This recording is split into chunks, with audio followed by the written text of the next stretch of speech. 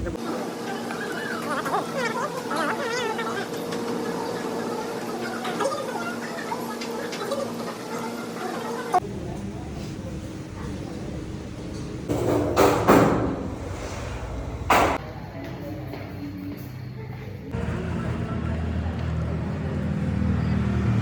আহিছিলোঁ তৃপ্তি নতুনখনত মানে ডিনাৰ কৰিবলৈ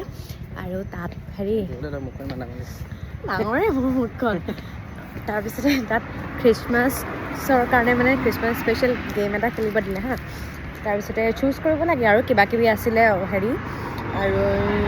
তেনেকৈ ফ্ৰী ডিজাৰ্ট বা ফ্ৰী মিল বা কেকৰ নেক্সট বাৰ্থডে তাৰপিছতে আৰু কিবা আছিলে আৰু মই তাত চুজ কৰি এখন পালোঁ তৃপ্তিৰ